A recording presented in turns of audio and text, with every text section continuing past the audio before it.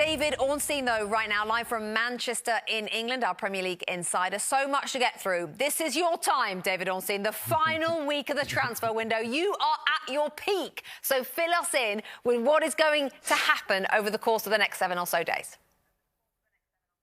It's like Christmas Eve for me and many others, Rebecca, who enjoyed the transfer window.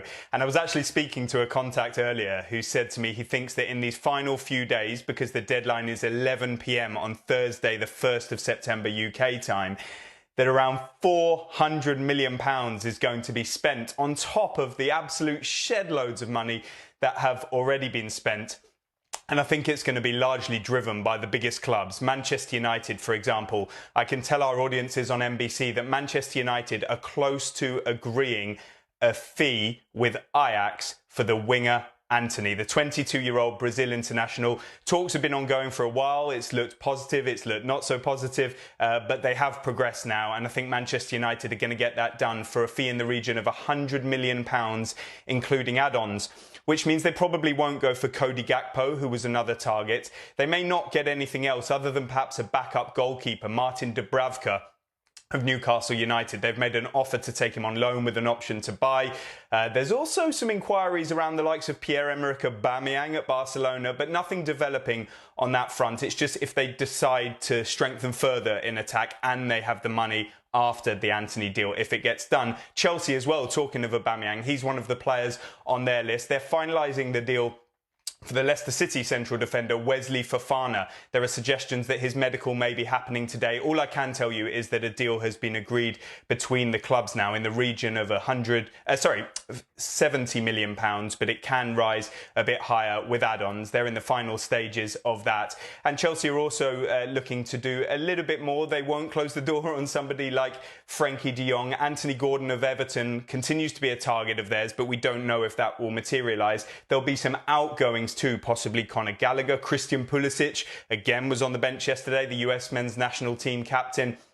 Billy Gilmore as well, a talented midfielder, may go.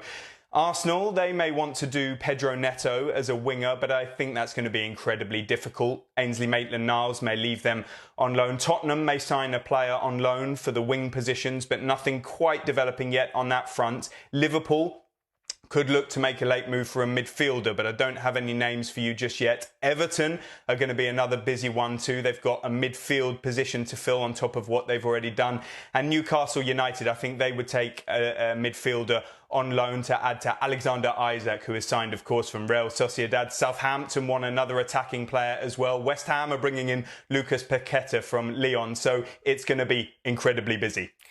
Now, David, if the only club to have done any business this summer had been Nottingham Forest, you would still have been incredibly busy, because this is a club that has brought in 17 players and counting. Nearly $200 million they've spent, and at the moment, there is no sign of this stopping. I mean, we've seen promoted clubs spend money, David, but not quite like this. This is one of the most extraordinary stories of the Premier League this summer, because you're right, all teams do invest when they come up, and to varying degrees. Well, Nottingham Forest have ripped up the script, and they say that too many signings or too many movements in and out, because it's not only the 17 and counting who have come in, but also they've got rid of quite a lot of players. Tends to destabilise a squad. Well, Forest have actually gone unbeaten in their last 3 games after that opening defeat at Newcastle United. And there is a feeling around the City ground that somehow, illogically, this may actually work. Now, Rebecca, it's all being driven by their owner, Evangelos Marinakis, his son, Miltos. They work very closely on recruitment with the manager, Steve Cooper. Steve Cooper has a recruitment chief. The ownership have recruitment chiefs. That isn't exactly joined up, but for some reason it seems to be going against the grain and working so far. There may be tensions within that.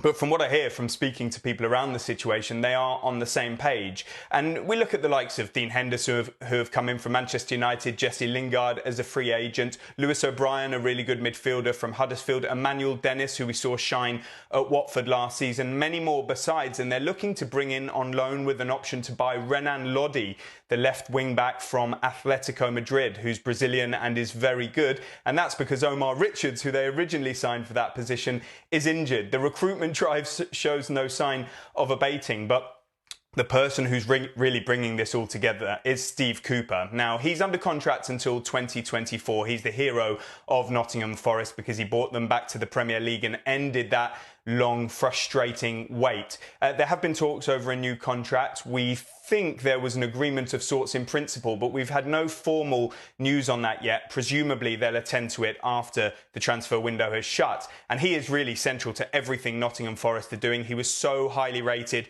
in his days with the Football Association and at Swansea. And people I speak to around the game think he could be a really top manager at one of the top clubs or even at international level. So it's really interesting what's going on there, and I think they stand a really good chance of surviving. And one of the key factors in this, which we'll see today against Tottenham Hotspur, is the fans, the atmosphere. They are right behind Steve Cooper. They worship him. They're right behind the players, and they seem to love the owner at the moment because he's spending all of this money, and it looks set to continue right through to that Thursday deadline. Hi there, I'm Rebecca Lowe, studio host for NBC's coverage of the Premier League. Don't forget to hit subscribe to watch more videos all season long. For even more Premier League content, from original series to live matches, head over to Peacock and be sure to tune in for Premier League mornings every weekend on USA Network and on Peacock. We will see you over there.